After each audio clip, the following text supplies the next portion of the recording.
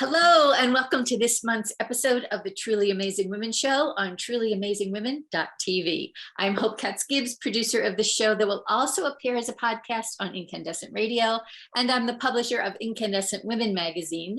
And this month's cover girl is a very special lady, Miss Kara Kihm. Say hi, Kara. Hello, it's such an honor to be here. Thanks so much for having me. My pleasure, my pleasure. The theme of this issue for the November-December 2021 issue of the magazine is Women Authors on an Adventure. And I can't think of a better author to interview than Kara. But before we jump into our Q&A, I want to tell you a little bit about this truly amazing woman who penned this book, Discovering My Wings. She is a psychotherapist and empowerment coach who has a private practice named Discover Your Wings, appropriately. Kara provides psychotherapy and Reiki to women going through major life transitions. So the name of her practice evolved straight from the consistent symbols and spirit guides of butterflies that she tapped into during her own transformational journey. Her practice assists women as they transform their lives. She is also a writer and an inspiration to anyone who wants to dance with the divine and discover their wings. All right, Kara, let's get started. Tell us what inspired this amazing book, which I love, and it's very near and dear to my heart. Well, thank you so much. I'm just so honored that it resonates with you and that you're having me on this show. What inspired the book? It's kind of interesting. I don't think I would have ever thought to write a book on my own. I couldn't stand English class growing up, and all through school and college, I think the highest grade I ever got was a B- on a paper. And so I would never have come up with the idea to write a book. And what I learned through one of my favorite books that I discovered on my journey, The Alchemist, is that the universe is always communicating with us, and there are always omens and signs pointing us and guiding us in the direction of our life purpose. And as I was traveling, my book starts with me going through a divorce, and that was really, really devastating for me because at the age of 32, my biggest dream was to have a child and be a mother. And that's all I ever wanted, was just a family. And so here I am at the age of 32, and I'm going through a divorce. All of my friends have children, and my biggest dream is being ripped away from me, that's my potential future. And so it's really a dark night of the soul. And so as I sold everything that I owned and went and drove to Alaska to follow my intuition, I was given signs by everyone I met. I was telling them about my adventure. I was telling them about my journey. And they kept saying, this is a book. You've got to write a book. I would read about this in a book. I probably heard that 5 times a day from different people. And so I don't think I would have thought to write a book, but the message was really loud and clear, and it just kept coming through. And so eventually I said, okay, I'm going to listen. That's amazing. All right, now let's start over. First, let's tell the audience a little bit about how we know each other. Yes. So your mom and I worked together in the Fairfax Schools. She is an amazing educator who was the Virginia Principal of the Year and a guidance counselor at Fairfax High School. She's just a phenom. And she kept telling me about you and your explorations. And I was so amazed and impressed by what you were doing. So let's go back. You're so brutally honest in this beautiful book. So tell us how you grew up, what led you to want to do, having a child was the most important thing. And then what made you decide to just give it all away and start over? Yeah, well, growing up, I grew up in a very traditional family, and I was raised in the South. And so family was always very important to me. And I remember as a little girl sitting in church and just praying for a daughter one day. That was just the deepest desire of my soul. And so I did everything that I was supposed to do for that to happen. I got married straight out of college. I think I was 25, and I began my career, and I married a good provider, and we moved into the neighborhood we had grown up in, and would send our kids to school where we went to school and all of our friends' kids went. And so it's this very traditional cycle that I was really looking forward to living in, and for that cycle to be repeated. And it was really challenging when I was trying for years and years to get pregnant, and I never could. And that led to a lot of rockiness in the marriage. And so once my marriage ended, I had this reoccurring dream that was so present and so vivid in my mind. And the dream said every time, it's wild to think about. Sell everything you own and go to Oregon. And so I wasn't sure what this message meant, but it would not leave me alone. And I now know that it was my intuition and that it was, God, the universe, spirit, the Lord, whatever you call a power greater than you, who is always leading and guiding you. And so my intuition was really leading me to my highest life purpose. I just didn't know it at the time. That's amazing and so powerful as you go on a spiritual journey and as you guide your clients. I'm sure this is something that you encourage them to do, and you've set a beautiful example. So tell us, what do you know now that you wish you knew then?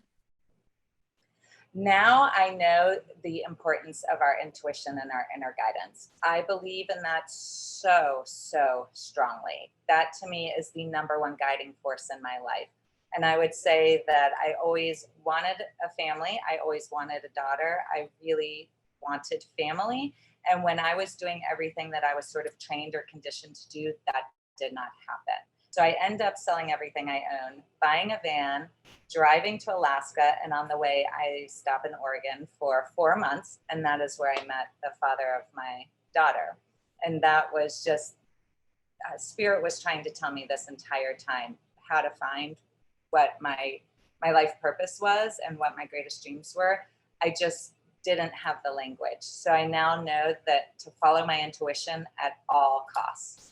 And even if it sounds a little crazy, even if it sounds a little wild, even if it's telling you to sell everything you own, buy a van, and drive to Alaska, I now know to follow this higher guidance in my life. I love that. I actually did the same thing, not to Alaska, but to California, now New Mexico. And it's that wild journey, the eat, pray, love, finding Yes. yourself, finding your soul. And I think more and more women, right? This is our Incandescent Women mantra, to be who you truly are, your authentic self, not just your social self, but what you've been socialized to do, right? Absolutely. Yes. Yeah. Yes. And that has been my greatest learning, is to step into my power and to heed my intuition at all costs, even if everyone else around me thinks I'm losing my mind. I hear that. I think of it as looking at the world from the inside out or the outside in, right? So I look Yes. at it from people like, how are they going to judge me? What will they think? And then I flip it to, what do I think? And Yes. that sort of, that other noise in my head disappears. And I also feel it. I was having this conversation with a good friend of mine who I'm studying to be a massage therapist. And so it's a really interesting body practice, mind, body, spirit, soul. And we were talking about being this flame, this eternal flame. So when you can have that fire just be you, what that looks like for yourself, and then what you attract from the outside in. Yes, absolutely. And that can be terrifying. I mean, it was terrifying for me to think about completely uprooting my life. I had moved into my dream home. I had, the white picket fence, the columns out front, everything I thought I ever wanted. I was ready for my children. Everything was going perfectly according to my script. And so it's quite terrifying to think about leaving everything that I knew, all of my friends, and uprooting my life so that I would be in the wilderness on my own. That was terrifying thought. But yeah, as you said, that is our authentic truth, and that's what it is to live in your power.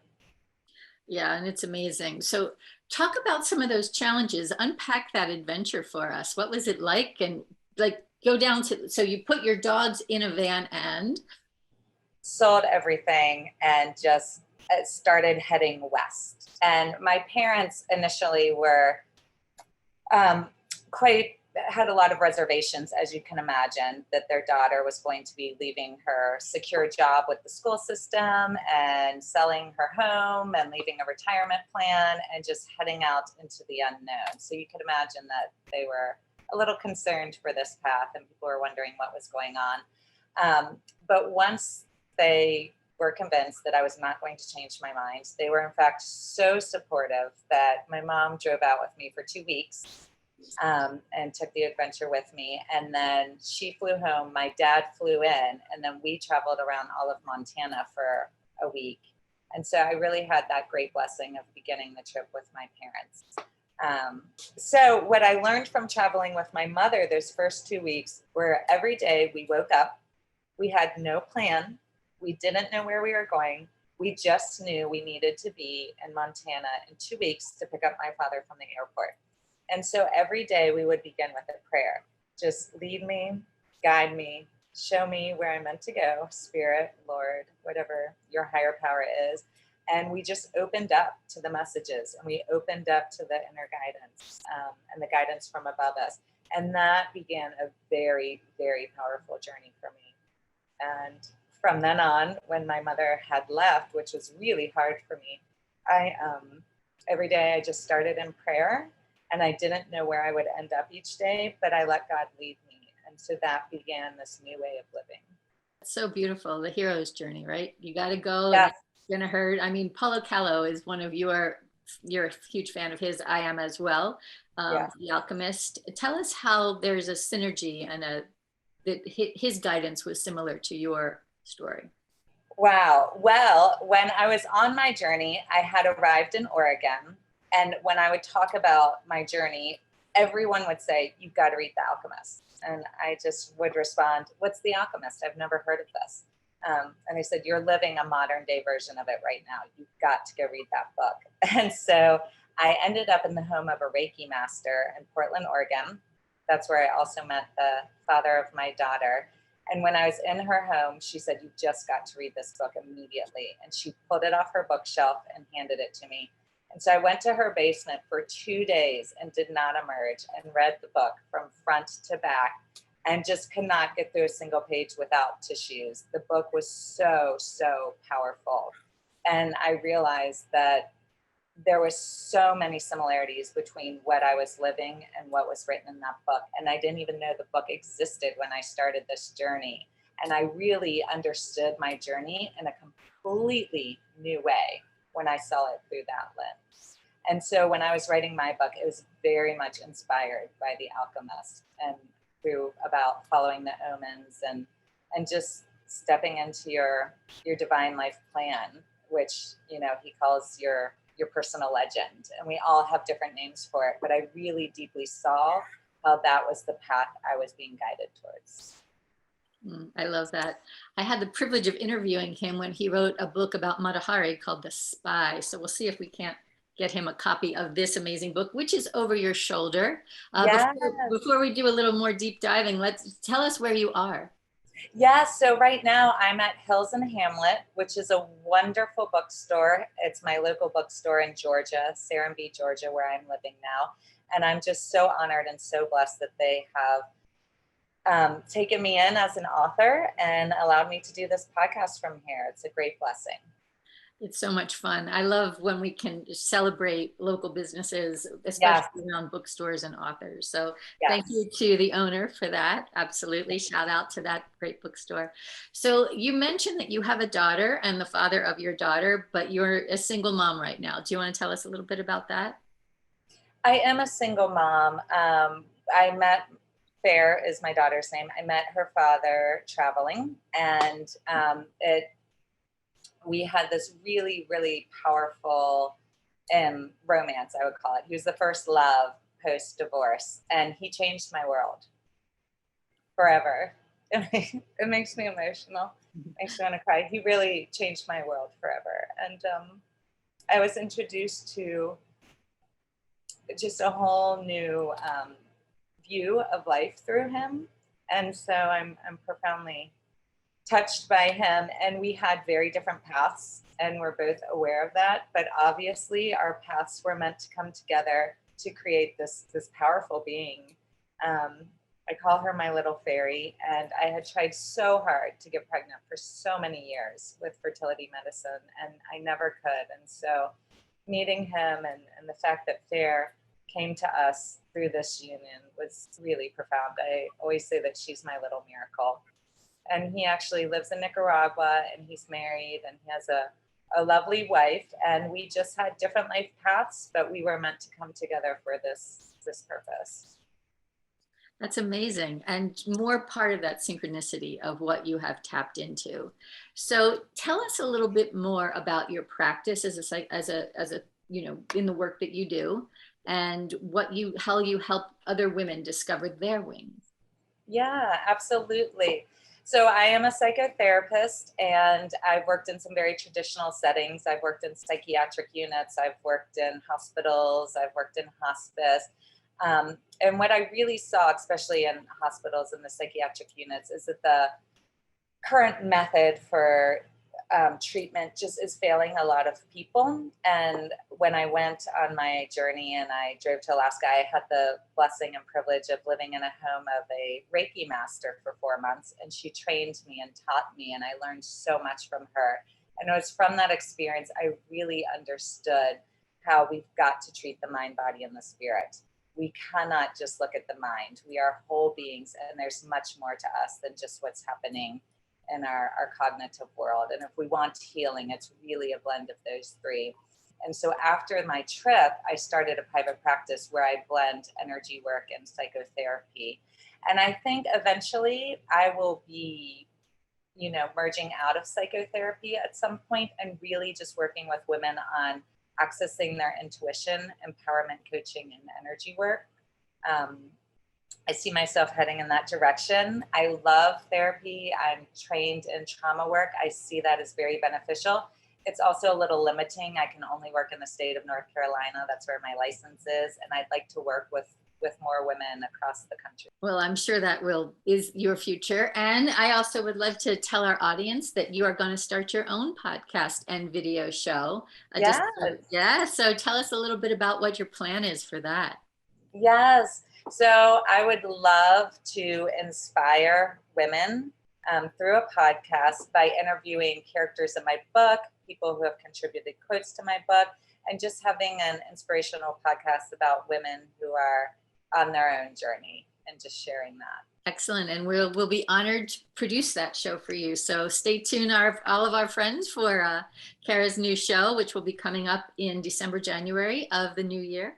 And tell us now just how we can, one thing that we can do to ground ourselves, to understand our intuition a little bit better on this beautiful Sunday that we're recording the show on November 14th. What is your one takeaway that we can have, this little gem for today? Yes, I have a quote in my book that Mother Teresa said, that God is not a friend of noise and chaos. He is a friend of silence. And I really believe if we can silence ourselves every morning, before we get out of bed, before we go to the bathroom, before we start our day, if we can just take a moment to connect with our heart center. I always close my eyes, take some deep breaths, and just say, lead me and guide me today and show me what I need to know. And I think it can be as simple as 5 minutes of connecting with a power greater than ourselves and really just asking for guidance, asking to be led, and those messages will come through. They absolutely are channeled when we invite them in and we ask for them. And so that's a simple practice that can just take a few minutes each morning. It's really connecting us with soul alignment versus just the daily grind. I love it. Connecting to source first thing in the morning, 5 minutes. Absolutely. I have a similar practice, but I'm going to make it very much more intentional. So thank you, Kara Kihm, author of Discovering My Wings, the cover story for the November-December issue of Inkandescent Women magazine at inkandescentwomen.com. And this podcast will be on Incandescent Radio and, of course, trulyamazingwomen.tv. So, Kara, I'm so excited for you and your future and for producing your new show. It's going to be thrilling to have your voice be part of the Incandescent family. Thank you. Thank This has you. been such an honor and such a blessing. I'm so happy to have connected with you and to be a part of your Incandescent family. Thank you so much. My pleasure. It's an honor. And thank you to your mom, Carole Kihm, who is just a soul sister and an amazing woman. So thank you. We thank her for bringing you to us. And I thank you for being part of this project that is here to inspire women and encourage all of us to come together to accomplish what our soul is truly here to do. So yes. Thank everyone. Thank everyone. Yes, thank you. Go grab a copy of this book. It's on Amazon, Discovering My Wings by author Kara Kihm. And check out incandescentwomen.com where you can read all about it. And the first 2 chapters are posted on the homepage. So we will talk to you all soon. Have a beautiful, beautiful day.